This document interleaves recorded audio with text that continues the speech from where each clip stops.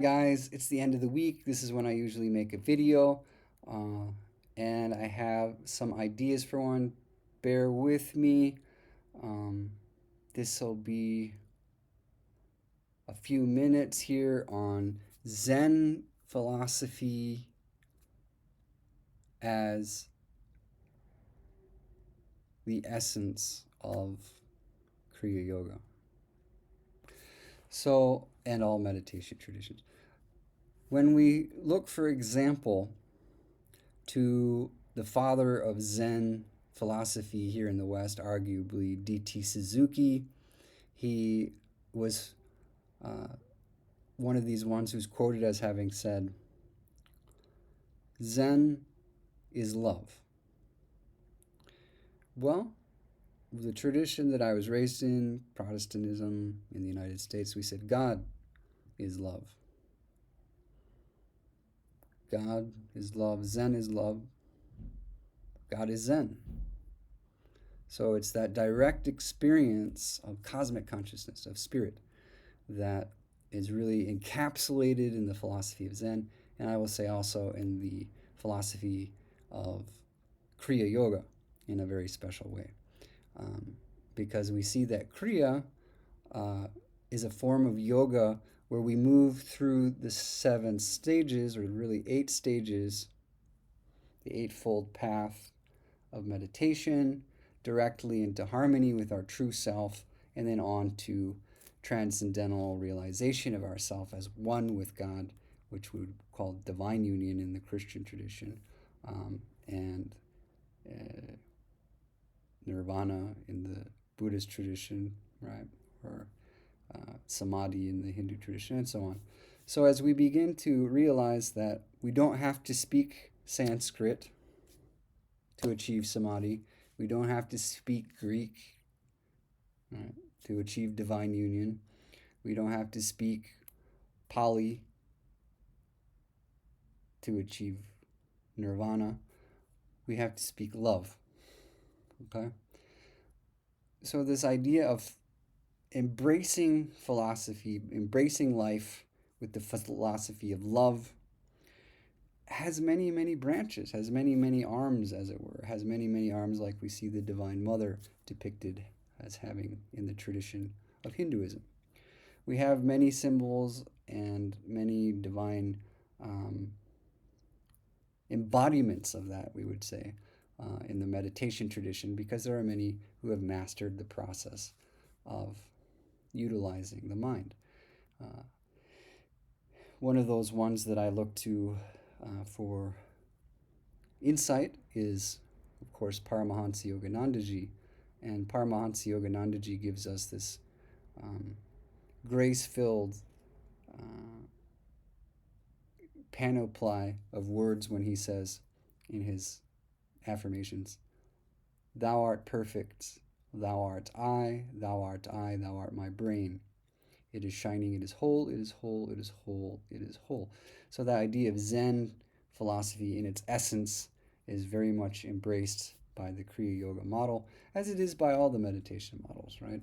There are many ways of learning to still the mind, but the scientific approach, which leads to the highest samadhi very rapidly, um, I would say cannot be better emulated than through the Kriya tradition. Why?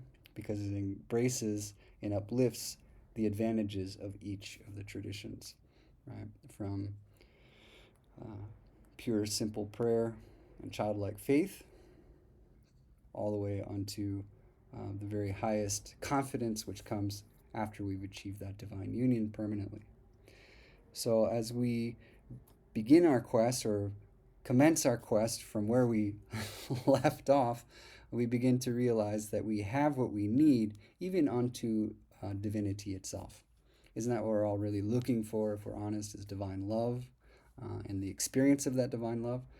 Well, Yogananda tells us the experience of divine love is bliss itself, and I haven't seen a page of his literature that didn't talk about that bliss, either explicitly or implicitly. Here we have, and I read from this page earlier, um, a very interesting insight about meditation itself. It's page 422 of his book Autobiography of a Yogi. And it has a picture, very interesting old picture here, of Yogananda on the Yamuna River with a boating party, including his secretary Richard Wright and some others from his family, I believe. Well, that page concludes here the chapter. And the chapter is called I Return to India. I Return to India. And here he says the last lines are, Dick, that's his secretary, what is your impression of India? Peace, he said thoughtfully. The racial aura is peace. Well, the page before that, interestingly enough, is a picture of the Ganges River, and this is the Yogoda math for meditators there.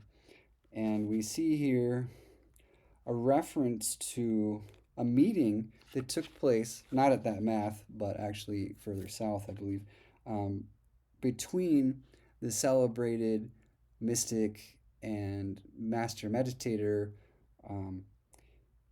Ramana Maharshi and Yogananda himself. They also met and celebrated the realization of the eternal God together in meditation. So as we look at those different meditation techniques, it's interesting to begin to discover how there's really no limit to what we can discover together. For example, I think of the incredible energy that must have been there when Yogananda met with his own guru, Sri Yukteswar, or with Gandhi in Wardah in 1935, or with Maharshi himself also in 1935.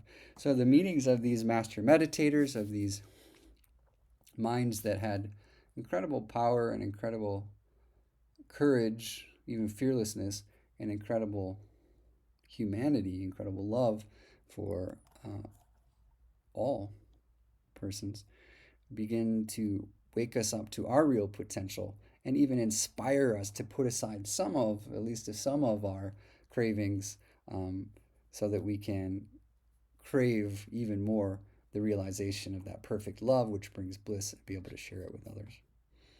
Let's go for the gold. I know it's within reach. The saints from St. Paul, the Paramahansa Yoganandaji have all taught us that that is true.